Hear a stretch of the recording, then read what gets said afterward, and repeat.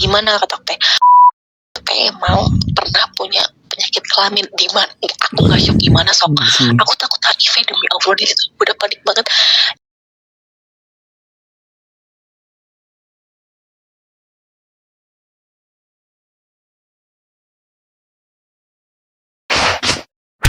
Subscribe.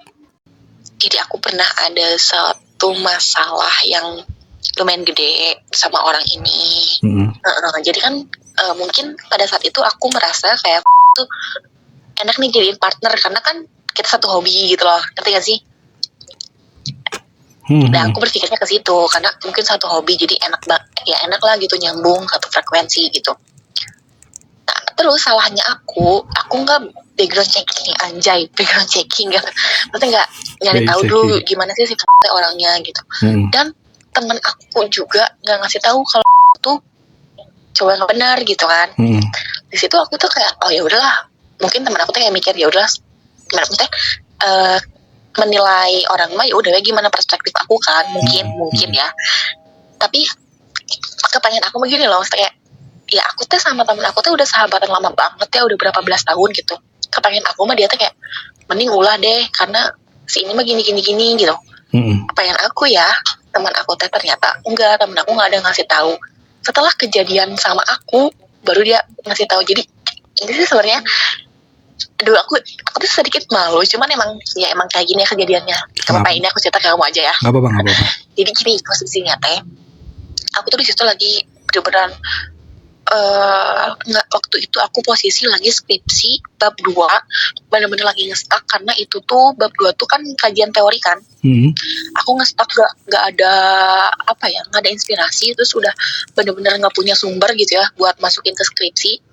Terus kasus aku tuh kan aku di skripsi tuh kayak analisis kasus kan, bawa skripsinya.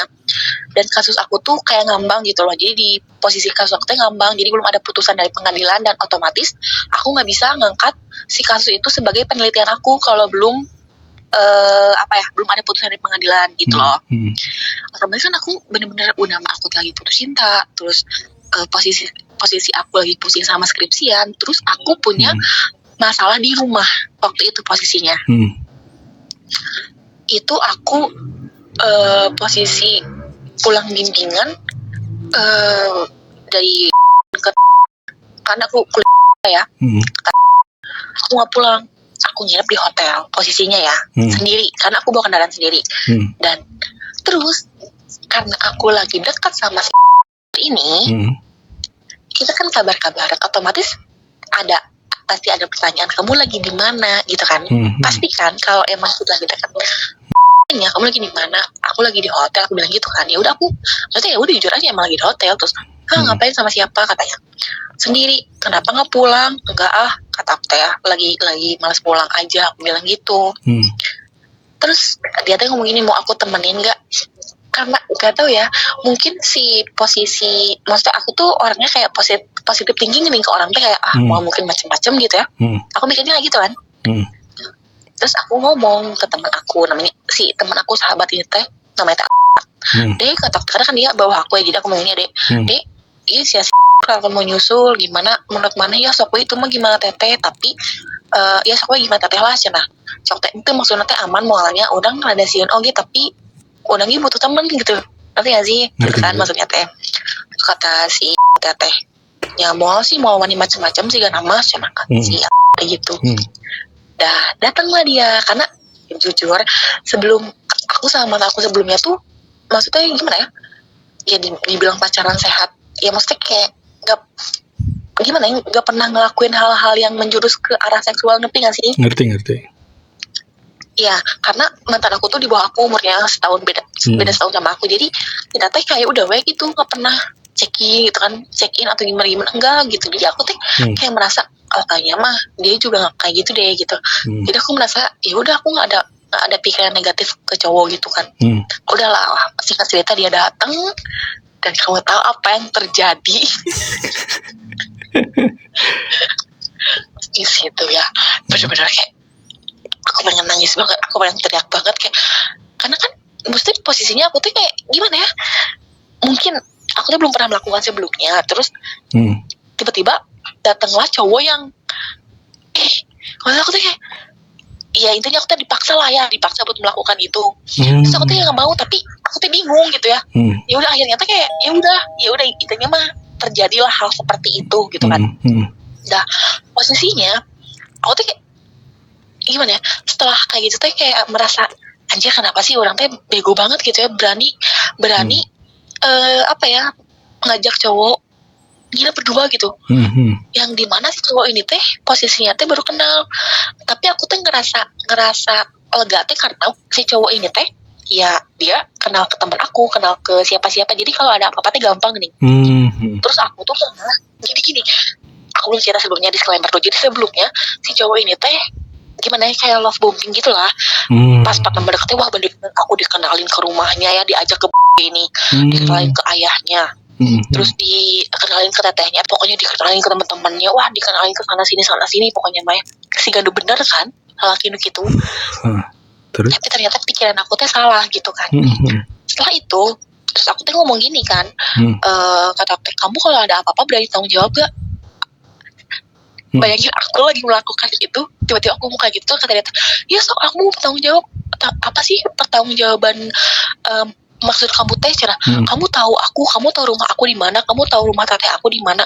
Di situ aku udah lega ya. Oke, ini orang, pokoknya aku pegang omongan kamu ya. Ketika kamu nggak mau tanggung jawab, ketika aku ada apa-apa kamu nggak mau tanggung jawab, aku bakal bawa kamu karena hukum. Aku bilang kayak gitu.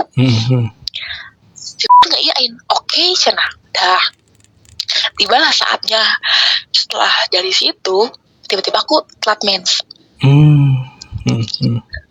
Mens. Di situ aku tuh udah mulai panik ya. Sebenarnya emang dari sebelum juga si siklus menstruasi aku teh udah nggak bener lah dari sebelumnya teh. Nggak pakai pengaman emang mens. Iya, makin panik kan aku teh. Udah gitu teh. Awalnya baru telat sehari 2 hari. Mikrofon. Aduh, kata ini gimana? Aku tuh udah panik banget itu, malah yang namanya panik udah benar-benar stres. Ya Allah udah stres banget lah pokoknya. Temen aku ngide teh tespek sih kan aja. Aku tuh kayak gak berani, aku takut ya, aku takut bener-bener takut. Kira kata teh nungguan seminggu 2 minggu, kata teh mending teh ayeuna. Udahlah tespek nih aku. Ternyata emang enggak gitu, enggak positif kan. Aduh ini kenapa aku teh itu tuh aku ngamen 1 minggu lah. Seminggu teh ngamen bener-bener ngamen. Aduh aku teh memberanikan diri untuk cek ke dokter. Aku ke Limi Jati, yang dari Riau ke Limi Jati, aku cek sendiri pakai uang sendiri, bener-bener ya, aku takut banget. Ternyata itu apa cuman faktor pikiran doang. Ngaruh ya, dari pikiran ngaruh ke siklus. Kita kayak ini mah cina karena faktor pikiran aja, cina katanya gitu ya. Sampai benar-benar di BSG dia si dokternya tanya hubungan badan kapan, aku takutnya nggak jawabnya teh. Sok bingung nggak sih digituin. Ya bahkan si dokternya tahu aku teh masih mahasiswa kan. Aduh kata aku teh udah diem jujur aja cina nggak apa-apa kata si dokternya teh. Terus aku teh ngomong iya dok, sekitar 2 minggu apa sebulan yang lalu lah aku bilang gitu. Tapi enggak kok, cina di sini enggak ini cina. Udah coba tespek belum? Udah kata aku ya. Tespeknya pakai yang apa? Ini pakai merek ini, udah pakai yang bagus. Ternyata enggak, ternyata emang negatif gitu kan.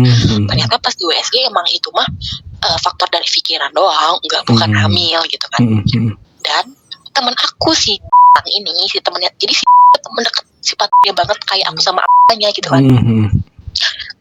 Ide kayak gini, orang mau saacana orang rek nyarita ka maneh cenah gimana kata teh mau pernah punya penyakit kelamin di mana aku nggak syok gimana sok aku takut HIV demi Allah. Di situ udah panik banget ya teh, kenapa sih gitu kan, kayak aduh masalah aku teh wah ditimpa masalah teh bertubi-tubi banget gitu ya. Aku kan pasti kepikiran takut HIV kan, apalagi si pernah punya penyakit bukan HIV sih, sifilis. Tapi kan tetap aja takut. So, takut kan. Aku tuh bilang, kok bisa sih kena penyakit kelamin? Emang dia pernah ini sama siapa aja? Belum berarti. Jadi itu tipikal orang yang kalau misalnya kenalan diajak ke hotel, udah pasti itu teh setiap kenalan sama orang, sama cewek diajak ke hotel ditinggalin. Di situ udah berapa kali dalam 3 bulan terakhir ini udah berapa puluh cewek yang diajak berhubungan. Aku teh takut ya dia teh bener-bener sumpah ini macam aku teh sigana aku kudu tes HIV. Aku tuh udah sampai berpikir ke situ. Aku nyari-nyari banget, sumpah aku Iya, takut iya. banget. Kata ini aku benar-benar nyari info. Aku kan punya teman perawat, aku nyari info di rumah sakit yang ada tes HIV-nya ternyata cuma di Hasan Hasan Sadikin. Sadikin. Di situ aku diantar sama teman aku yang perawat. Aku udah benar-benar malu banget. Sama kan ditanya kan jadi prosedurnya teh kita daftar online kan di Hasan Sadikin tuh, daftar online, terus ya udah mau cek HIV gitu kan. Pas kesana bener-bener aku tuh kayak setengah hati gini, kayaknya emang enggak sih, tapi aku takut, tapi enggak deh kayaknya gitu loh. Masih denial gini, aku tuh pikiran aku udah pengen nyobain lah gitu kan HIV. Wah gitu mah mulai dari pokoknya air liur, pokoknya mah di tes prosedurnya banyak banget ya, sampai capek banget. Ternyata enggak sih, enggak sampai HIV gitu kan. Tapi ya tetap ya waspada gitu.